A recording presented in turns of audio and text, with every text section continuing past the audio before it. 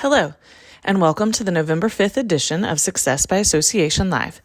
Today's issue is sponsored by Atrium Hospitality, the North Carolina Collection. We thank them for their support of AENC. Today's article is written by Jim Slaughter with law firm Carolinas. The article is titled, "Is Your Dislike of Another Board Member a Breach of Your Fiduciary Duty?" and is reprinted with permission. These are trying times, whether because of the political climate, social media, or the stresses of modern life. Poor conduct at meetings has become common. As attorneys and experienced professional parliamentarians, Carol Albright and I assist with many meetings of every size each year. Members, and even directors, seem shorter and snappier than ever. We increasingly hear directors say things like, "I can't work with that board member. I won't be in the same room as that director. Can't we handle everything by email?" The answer to the last one is no, but the real issue runs deeper. Directors don't have to like each other, but they do have to work together. Every director is a fiduciary, which means having legal duties to act in good faith, to exercise due care, and to always put the best interest of the association ahead of personal interests. If frustration leads to skipping meetings, blocking decisions, or trying to spend association funds to remove another director, that's not just unproductive. It may cross the line into a breach of fiduciary duty. The silent message is, "I so don't want to be around this person that I'll let the organization's needs suffer." Disagreement is healthy. Disrespect isn't. It's perfectly fine to disagree with other board members. In fact, difficult discussions are part of serving as a director. It can even be argued that raising and listening to tough questions is part of fulfilling one's fiduciary duty.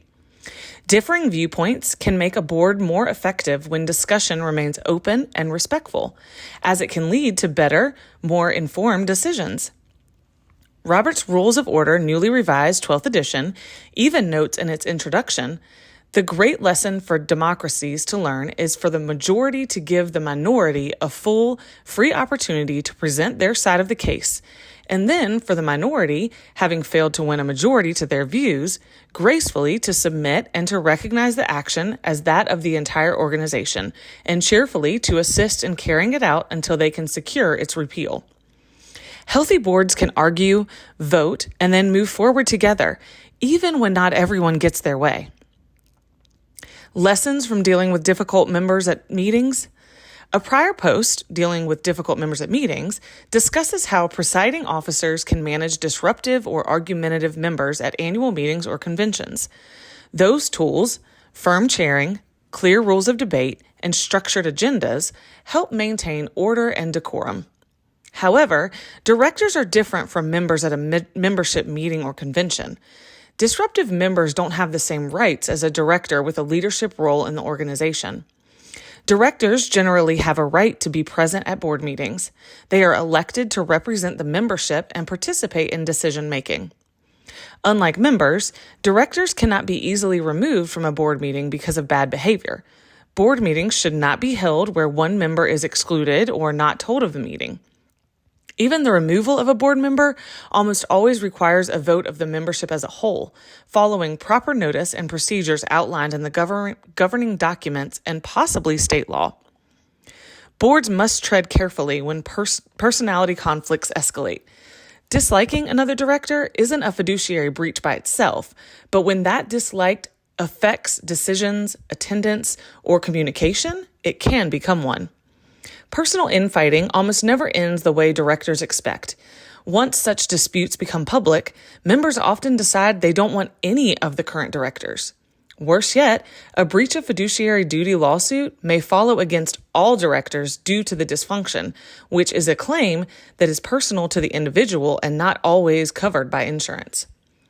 When conflict goes too far. If tensions become toxic, start small before escalating. Talk it out. Most conflicts come from personalities or past votes, not real policy differences. A candid conversation can often clear the air. Reallocate roles. Boards can usually remove someone as an officer, a president, treasurer, etc., while keeping them as a director. Sometimes that change restores balance. Consider removal from the board only as a last resort. Removing a director usually requires a member vote and often causes more division than resolution.